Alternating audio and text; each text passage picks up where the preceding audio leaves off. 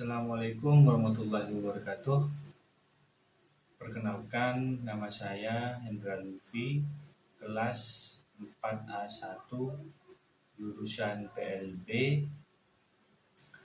Kali ini saya akan membuat video atau memaparkan materi kembali yang diberikan oleh dosen kita, yaitu Bunda Sugihartati, yang mana dalam video kali ini untuk memenuhi tugas UAS yang di dalamnya berisi beberapa materi. Di antaranya yang pertama adalah gepeng, pemulung anak atau pemulung dan anak jalanan.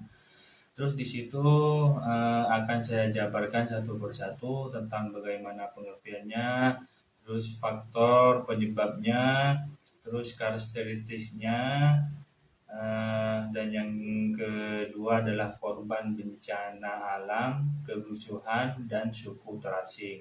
Sama di situ akan saya jabarkan satu persatu bagaimana pengertiannya, terus faktor penyebabnya dan karakteristiknya. Terus yang ketiga adalah geng motor, dan yang selanjutnya adalah penanggulangan terhadap anak penyandang masalah sosial. Terus selanjutnya adalah layanan pendidikan bagi anak penyandang masalah sosial. Terus di situ akan saya bahas tentang jenis-jenis layanan pendidikan. Di antaranya banyak di sini, nanti akan saya bahas satu persatu. Namun sebelum saya membahas lebih mendalam tentang materi kali ini, saya pribadi mohon maaf apabila nanti ada kata-kata yang kurang dimengerti, dan saya mohon maaf yang sebesar-besarnya karena di sini saya sebatas belajar. Jadi proses yang saya dapatkan atau materi yang saya dapatkan mungkin lebih dari kategori dari sempurna, karena yang pertama adalah kekurangan pemahaman saya pribadi sendiri, karena di sini saya masih proses belajar. Namun saya akan berusaha secara maksimal untuk memberikan pemahaman tentang materi yang diberikan oleh Bunda Tati. Baik, untuk lebih singkatnya, saya akan masuk kepada pembelajaran ataupun bahan UAS yang pertama, yaitu tentang gepeng, pemulung, anak atau anak pemulung dan anak jalanan. Yang disebut dengan gepeng di sini adalah merupakan gelandangan pengemis, pemulung, dan anak jalanan. Pada awalnya adalah orang-orang yang miskin secara materi.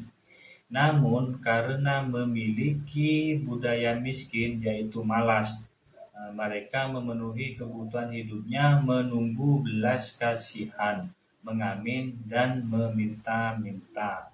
Itu yang disebut dengan gepeng. Gepeng di sini termasuk gelandangan, pengemis, dan semacamnya. Namun yang disebut dengan gelandangan di sini adalah orang yang hidup dalam keadaan yang tidak mempunyai tempat tinggal dan tidak memiliki pekerjaan tetap dan mengembara di tempat umum, sehingga hidup tidak sesuai dengan norma kehidupan yang layak dalam masyarakat. Sedangkan pengemis di sini adalah seseorang yang mendapat penghasilan dengan meminta-minta di tempat umum dengan berbagai cara dan alasan untuk mendapatkan belas kasihan dari orang lain, seperti itu. Jadi karena gelandangan dan pengemis ini tidak mempunyai anggaplah dalam segi intelektualnya kurang, jadi mereka hanya mengandalkan untuk mengandalkan belas kasihan dari orang lain, yaitu dengan cara meminta-minta dan sebagainya. Sedangkan gepeng, gelandangan, dan pengemis adalah seorang yang hidup mengelandang dan sekaligus mengemis. Oleh karenanya tidak mempunyai tempat tinggal tetap, dan berdasarkan berbagai alasan harus tinggal di bawah kolong jembatan, taman umum, pinggir jalan, pinggir sungai, stasiun kereta api, atau berbagai fasilitas umum lain untuk tidur dan menjalankan kehidupan sehari-hari. Nah, di sini dalam gepeng di sini ada juga karakteristik dari gepeng, gelandang, atau pengemis, yaitu yang pertama adalah tidak memiliki tempat tinggal. Artinya di sini adalah kebanyakan dari gepeng itu dan pengemis ini, mereka tidak memiliki tempat hunian atau tempat tinggal mereka, karena mereka itu biasa mengembara di tempat umum. Terus yang kedua di sini adalah hidup di bawah garis kemiskinan. Jadi para gepeng di sini mereka tidak memiliki penghasilan tetap yang bisa menjamin untuk kehidupan mereka ke depan. Bahkan untuk sehari-hari saja mereka harus mengemis atau memulung untuk membeli makanan yang akan makan pada saat itu. Terus yang ketiga adalah karakteristik dari gepeng di sini yang adalah hidup dengan penuh ketidakpastian. Jadi artinya di sini yang disebut dengan hidup dengan ketidakpastian adalah mereka para gepeng itu mereka hidup mengelandang dan mengemis di setiap harinya.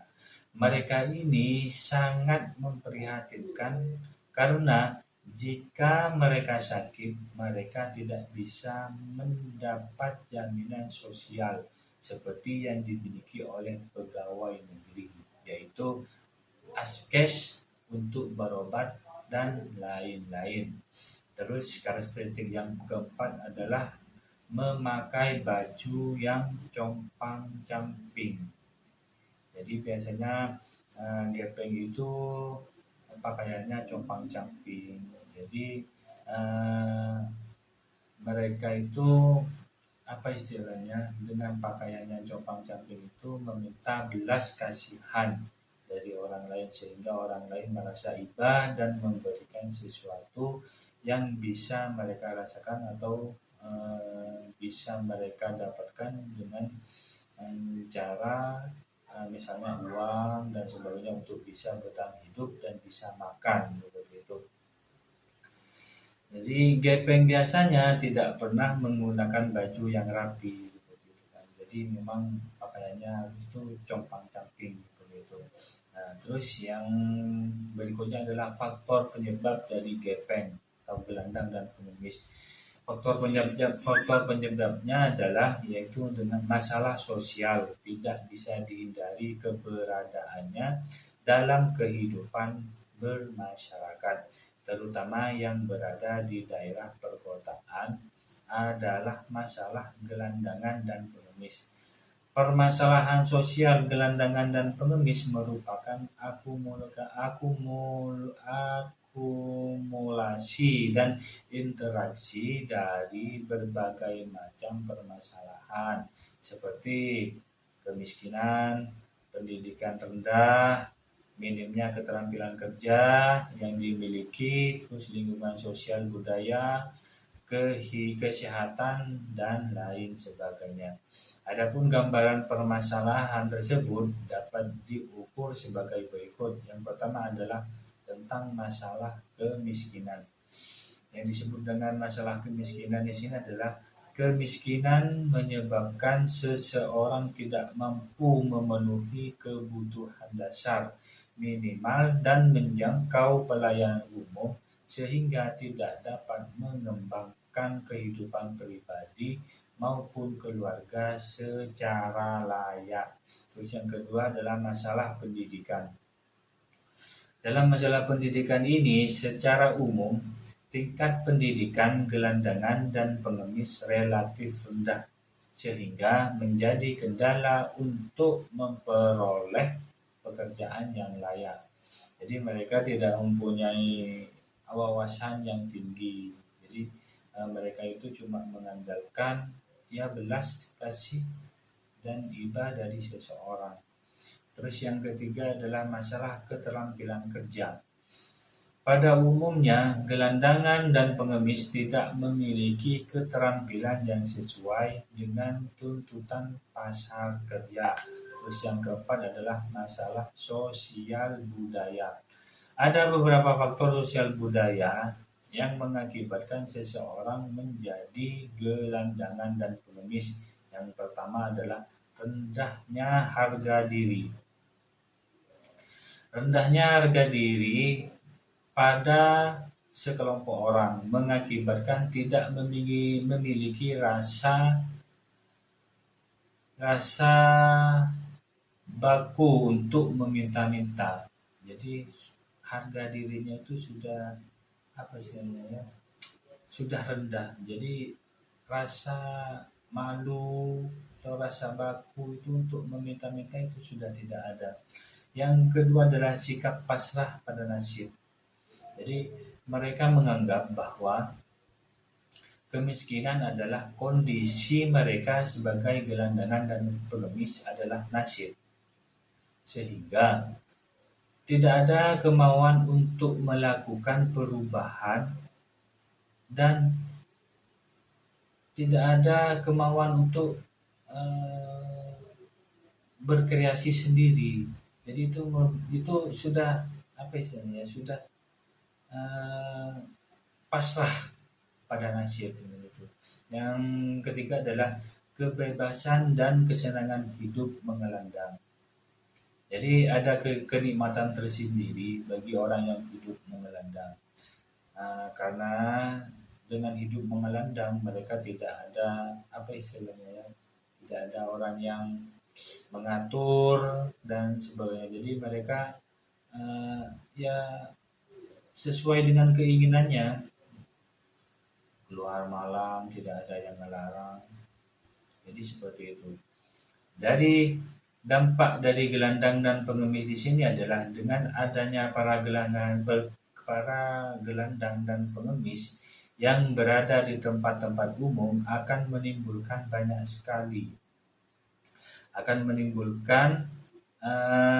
sekali masalah sosial di tengah kehidupan bermasyarakat. Di antaranya yang pertama adalah masalah lingkungan atau tata ruang.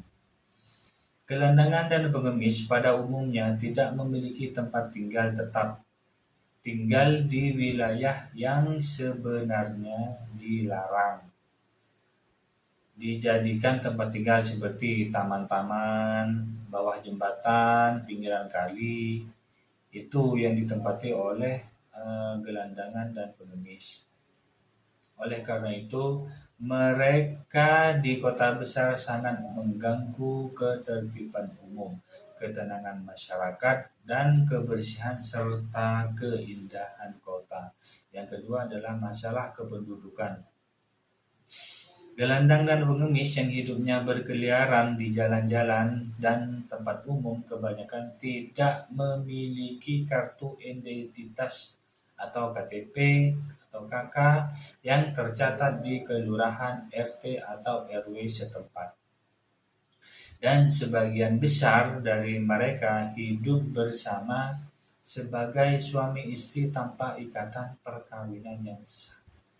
Jadi untuk masalah kependudukan, jadi mereka tidak di capil itu tidak tercatat, sehingga kalau mereka berkeluarga itu juga tidak tercatat di pencatatan pernikahan. Jadi mereka biasanya kan kawin siri dan sebagainya. Terus yang ketiga adalah masalah keamanan dan ketertiban. Maraknya gelandangan dan pengemis di suatu wilayah dapat menimbulkan kerawanan sosial mengganggu keamanan dan ketertiban di wilayah tersebut. Yang keempat adalah masalah kriminalitas. Memang tak dapat kita sangat banyak sekali faktor penyebab dari kriminalitas ini dilakukan oleh para gelandangan dan pengemis di tempat keramaian, mulai dari pencurian, kekerasan, hingga sampai pelecehan seksual ini kerap sekali terjadi. Solusi dari permasalahan gelandangan dan pengemis yaitu dengan cara rehabilitasi sosial. Sebelum kita bicara lebih jauh tentang rehabilitasi sosial, kita perlu tahu apa itu rehabilitasi sosial.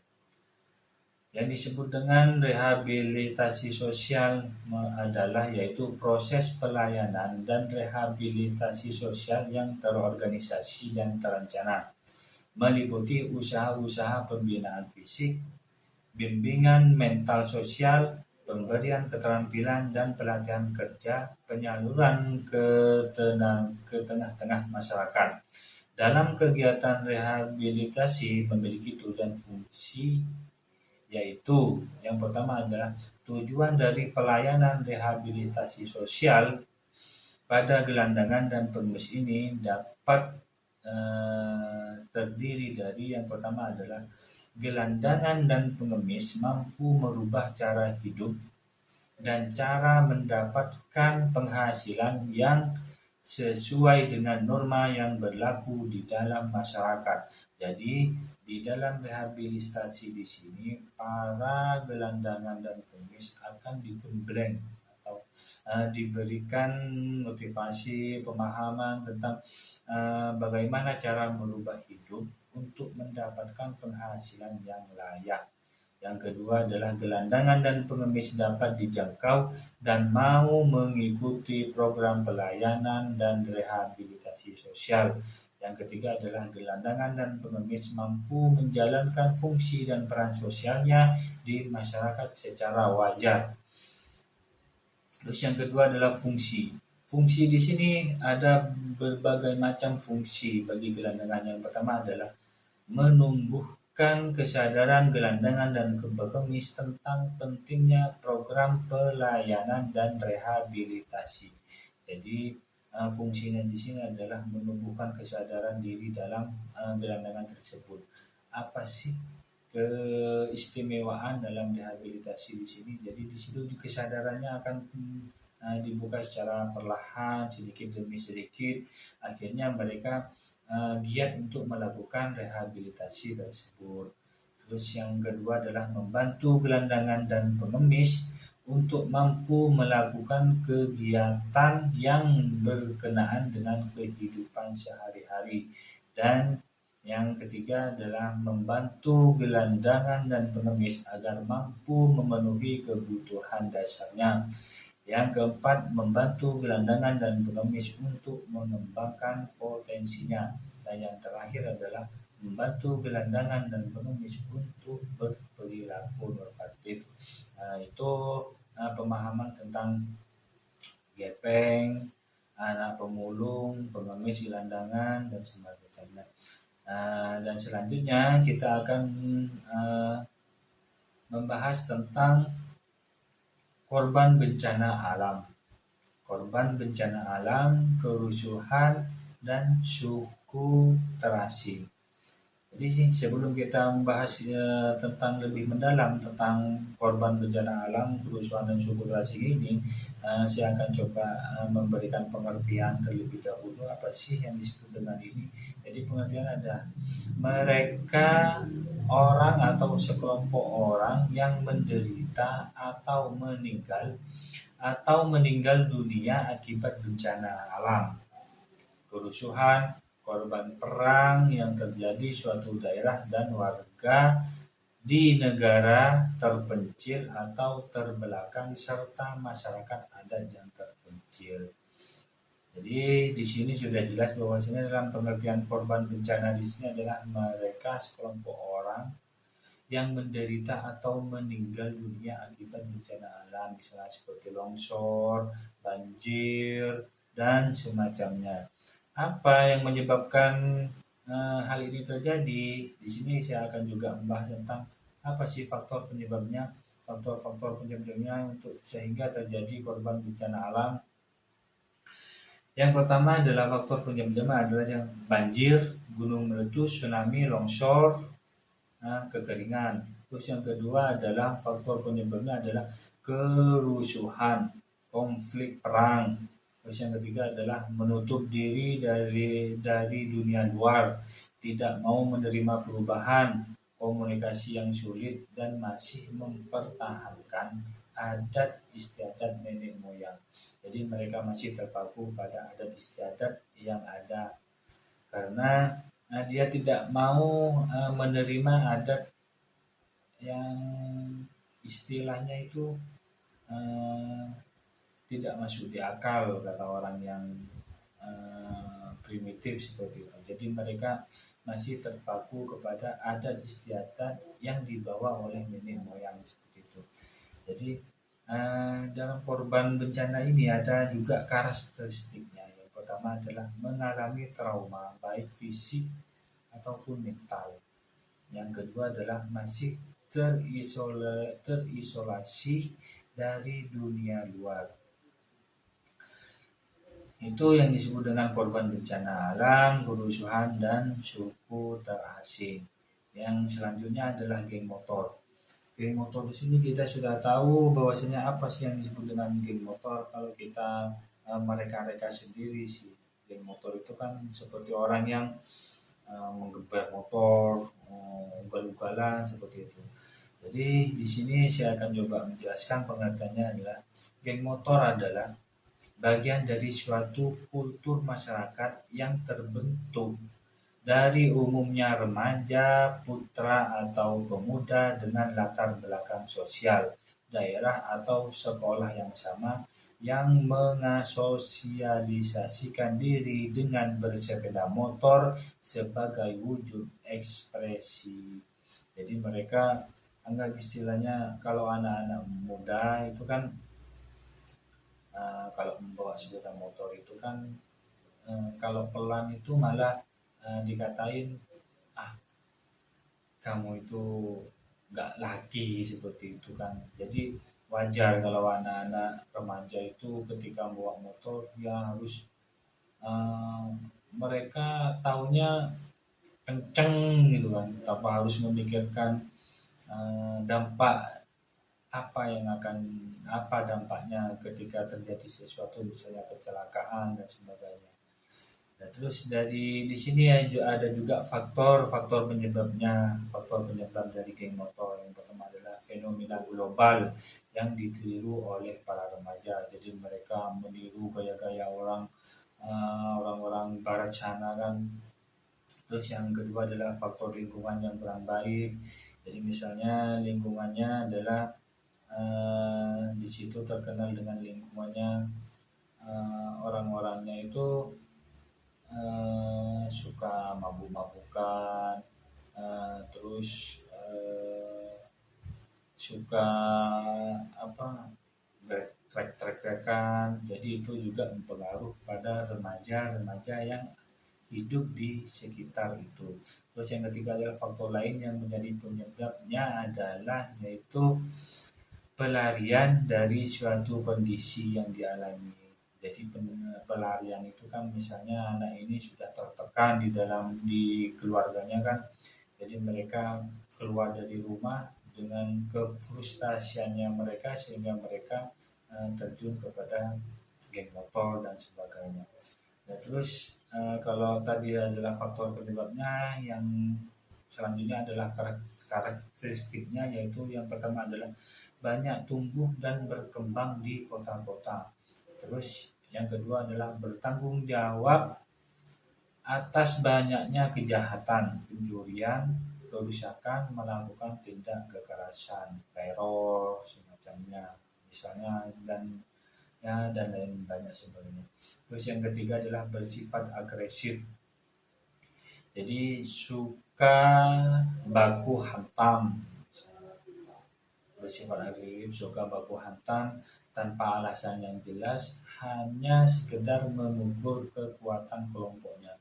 Jadi misalnya ada temannya bertengkar, mereka itu ketika mendengar langsung tanpa harus menelusuri siapa yang salah dan siapa yang benar, mereka langsung baku hantam tanpa memikirkan eh, dia yang salah atau dia yang benar, langsung pukul seperti itu. Yang keempat adalah membuat onar di lingkungannya. Jadi geng motor ini memang terkenal dengan eh, di masyarakat itu memang dicap merah sudah, karena selain membuat onar juga membuat resah masyarakat, yaitu dengan suara bising dan sebagainya. Dan selanjutnya adalah penanggulangan terhadap anak penyandang masalah sosial. Jadi penanggulangannya di sini yang pertama adalah preventif, yaitu dengan menjadi relawan dalam membantu memberi pendidikan, keterampilan, atau minimal peduli dengan mereka. Bisa juga kita memberi bantuan materi jika kita mampu. Yang kedua adalah kuratif. Yang disebut dengan kuratif adalah menjadi pelopor di lingkungan, pemberdayaan di lingkungan setempat. Yang ketiga adalah prognosa. Yang disebut dengan prognosa di sini adalah diharapkan dapat menurunkan angka kemiskinan dan permasalahan sosial. Namun masalah individu berbeda dengan masalah sosial. Masalah individu bisa diselesaikan seorang diri, sementara masalah sosial harus diselesaikan secara kolektif bersama anggota masyarakat. Lain dengan cara rekayasa sosial seperti aksi sosial, kebijakan sosial, perencanaan sosial, atau sanksi sosial. Mengapa demikian? Karena penyebab dan akibat dari masalah sosial bersifat multidimensi dan menyangkut masyarakat atau banyak orang yang terlibat. Terus yang terakhir, yang selanjutnya adalah layanan pendidikan bagi anak penyandang masalah sosial. Jadi di Indonesia ini berhak mendapatkan pendidikan untuk pengembangan potensi, minat dan bakat dirinya agar mereka kelak dapat menjadi penerus bangsa yang memiliki kemampuan intelektual sehingga dapat dijadikan sumber daya manusia yang tangguh, berpotensi dalam memimpin bangsa dan negara ke arah yang lebih baik. Namun banyak faktor yang akhirnya membuat anak-anak Indonesia mengalami putus sekolah.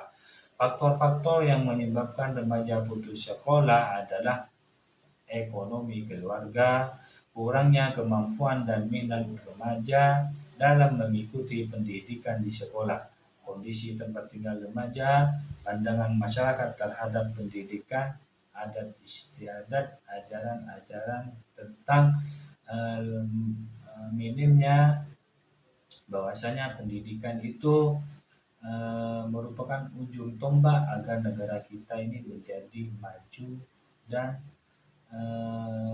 menyaingi negara-negara yang sudah maju seperti itu.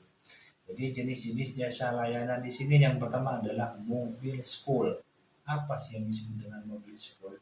Kita mengetahui bahwasanya pendidikan merupakan hak setiap orang tanpa memandang status ekonomi, status sosial, dan lain sebagainya. Oleh karena itu, pemerintah, baik itu pemerintah pusat maupun pemerintah lokal, harus berupaya menyediakan fasilitas yang dapat memungkinkan pendidikan dapat dinikmati oleh setiap golongan tanpa pandang bulu.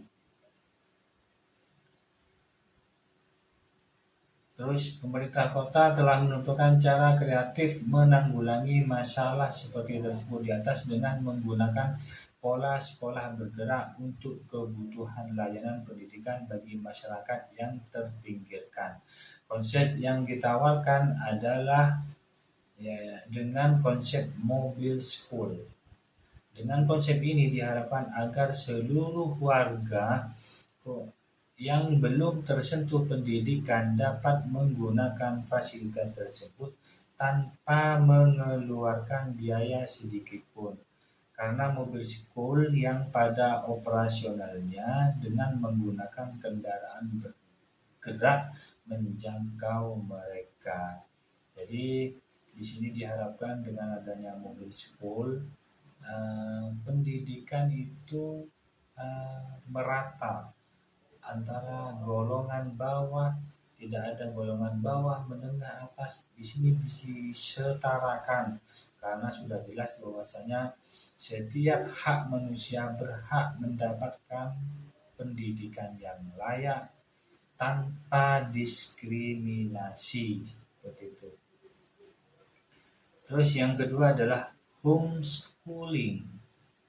Homeschooling adalah jalur pendidikan keluarga dan lingkungan informal. Sekolah rumah dilakukan di rumah di bawah pengarahan orang tua dan tidak dilaksanakan di tempat formal lainnya. Jadi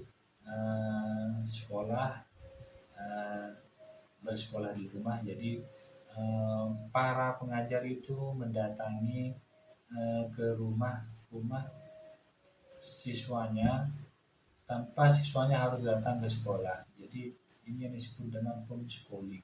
Terus yang ketiga adalah pendidikan keterampilan.